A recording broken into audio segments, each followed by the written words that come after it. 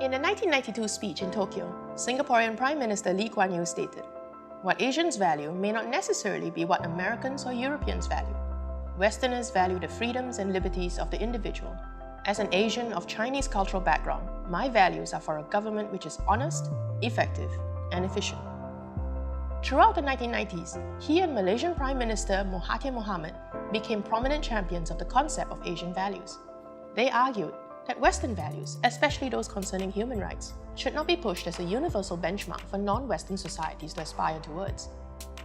This of course sparked off a heated debate between East and West, and many human rights advocates and pro-democracy groups, some within Asia itself, disagreed, insisting that many of these Asian values also existed in the West and vice versa.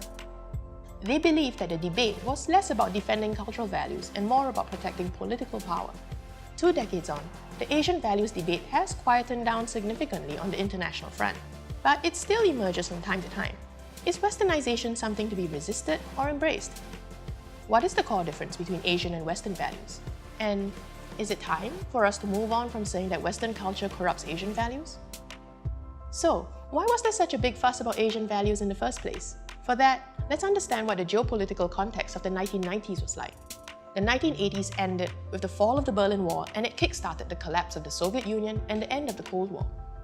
Many Western politicians and intellectuals were on a high, feeling their worldview had won. And America especially felt a renewed ambition to push for more countries to adopt a more Western approach towards democracy and human rights. China was now the biggest non-Western power, so the US and China were set for a major standoff in worldviews, especially after the 1989 Tiananmen Square incident. In a white paper published in 1991 on human rights in China, the Chinese government asserted its right to prioritize economic security and social stability over the West's priorities of political and civil freedoms. So, caught in the middle, Asia would sooner or later be forced to take a public stand. In 1993, before a big Vienna conference on human rights, ministers and representatives of Asian governments gathered in Bangkok to draft a combined statement to explain why Asian nations might interpret democracy and human rights differently from Western nations. This 1993 Bangkok Declaration is considered to be a landmark definition of what Asian values are. Well, at least from the perspective of Asian leaders of that time. Some of the listed values included preference for social harmony, concern for the collective well-being of a community, loyalty and respect towards figures of authority, preference for collectivism, and communitarianism. The general argument put forth was that Asians believed that the interests of the individual, while important, should not override the interests of the collective, meaning your family, your community, your nation. Whereas for Westerners, they would believe the interests of the individual must be regarded as equally important, if not more important, than the interests of the collective. Well, not everyone agrees on this, of course. The Indian economist Amartya Sen was another critic of Asian values, saying, "The size of Asia, where about 60% of the total world population lives, is itself a problem. There are no quintessential values that apply to this immensely large and heterogeneous population." So, should Asia continue to emphasize how distinctly different its values are from the West? Some say yes, especially for Asian countries that have been colonized by the West and had their culture and values treated as inferior for too long. Others are far more cautious. They warn that being overly zealous about Asian values can lead to an unreasonable, even dangerous bias against all things Western. And such anti-Western sentiments can undermine collaborations with well-meaning Western organizations. In 2014, a leaked intelligence report revealed the Indian government's suspicions of local NGOs funded by donors based in the US, UK, Germany, Netherlands, and Scandinavian countries. They believed that these NGOs were using people-centric issues to stall development projects in India.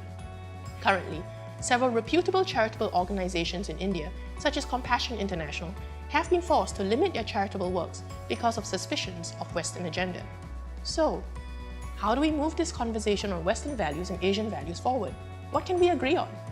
Well, first, we can start by recognizing that Asian and Western are really just subjective political ideas. They aren't grounded in an objective scientific or geographical fact. What is Asian or Western will shift in meaning depending on the political inclinations of who you talk to. Is Turkey an Asian or a Western country?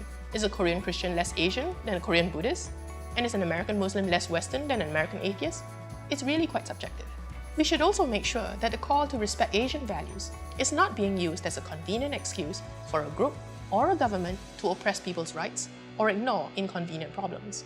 We cannot refuse to address environmental problems because we assume climate change is just a Western conspiracy, or blame the rise of sexual violence on women's westernized clothing. Such cultural blame shifting just distracts us from fixing the real issues at hand. Lastly, we should be aware that the traits of individualism and communitarianism that we assign to Asian and Western societies are actually just traits that are also associated with conservative and liberal thinking.